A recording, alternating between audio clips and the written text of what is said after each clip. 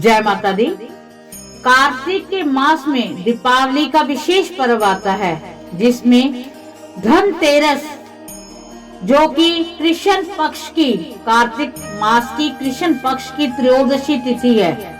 इस दिन वैदिक देवता यमराज का पूजन किया जाता है, तो विशेष महत्व है। इस दिन से ही दीपक जलाने आरंभ किए जाते हैं और आज के दिन, धनतेरस के दिन, मुख्य द्वार पर यम के लिए आटे का दीपक बनाकर रखा जाता है। इस दिन, धनतेरस के दिन, पुराने बर्तनों को बदलना भी और नया बर्तन खरीदना बड़ा शुभ माना जाता है।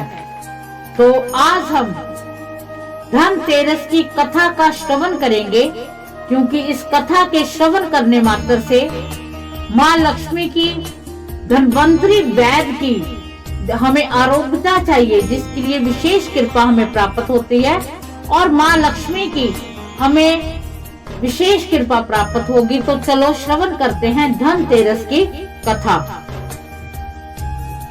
एक बार यमराज ने अपने दूतों से प्रश्न किया, क्या प्राणियों के प्राण हरते समय तुम्हें किसी पर दया नहीं आती है? यमदूत संकोच में पड़कर बोले कि नहीं महाराज, हम तो आपकी आज्ञा का पालन करते हैं, हमें दया भाव से क्या प्रयोजन है? यमराज ने फिर प्रश्न दोहराया, संकोच मत करो, यदि कहीं तुम्हारा मन फसीसता है तो निडर होकर कह डालो। तब यमदूतों ने कहा कि एक घटना ऐसी घटी है जब हमारा हृदय कांप गया है। हंस नाम का राजा एक दिन शिकार के लिए गया। वह जंगल में अपने साथियों से बिछड़कर भटक गया और दूसरे राज्य की सीमा में चला गया। वहाँ के शासक हेमा ने राजा हंस का बड़ा सत्कार किया। उसी दिन राजा हेमा की पत्नी ने एक पुत्र को जन्म दिया। ज्योतिषियों ने नक्षत्र गणना करके बताया कि ये बालक विवाह के 4 दिन बाद मर जाएगा। राजा हंस के आदेश से उस बालक को यमुना के तट पर एक गुफा में ब्रह्मचारी के रूप में रखा गया। उस तक स्त्रियों की छाया भी न पहुंचने दी, किंतु विधि का विधान तो अड़िग होता है। संयोग बस एक दिन किसी राजा की राजकुमारी यमुना के तट पर पहुंच गई और उस ब्रह्मचारी बालक से गंधर्व विवाह कर लिया। चौथा दिन आया कि राजकुमार मृत्यु को प्राप्त हो गया।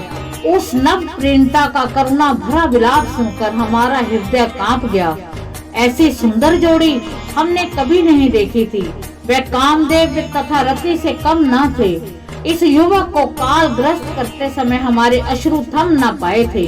यमराज ने द्रवित होकर कहा, क्या किया जाए? विधि के विधान की मर्यादा हेतु इस अप्रिय कार्य करना पड़ेगा। तब दूत के पूछने पर यमराज ने बचने का उपाय बताते हुए कहा कि धनतेरस के दिन विधिवत पूजन व दीप दान करने से अकाल मृत्यु से छुटकारा मिलता है। जहाँ जहाँ जिस घर में ये पूजन होता है, वहाँ अकाल मृत्यु का भय पास तक नहीं फटकता। इस घटना से धनतेरस के दिन धन्वंतरी पूजन सहित दीप दान की प्रथा का प्रचलन हुआ है। इस प्रकार हमने धनतेरस की जो कथा है उसका श्रवण किया। हम भगवान श्री राम से, माँ लक्ष्मी से ये प्रार्थना करते हैं कि वो हमें दीर्घ आयु भी दे और हमारे ऊपर अपना आशीर्वाद भरा हाथ भी दें। और इसके साथ हम उनसे प्रार्थना करते हैं कि आज के दिन से दीपावली जो शुरू है, वो आज के दिन से ही हमें आरोग्यता भी दे और हमारे ऊपर अपना ऐसा आशीर्वाद दे कि हमारे सभी संकट, हमारे सभी कष्ट धनतेरस के दिन सभी के सभी कष्टों का नाश हो। इसी के साथ जय माता दी।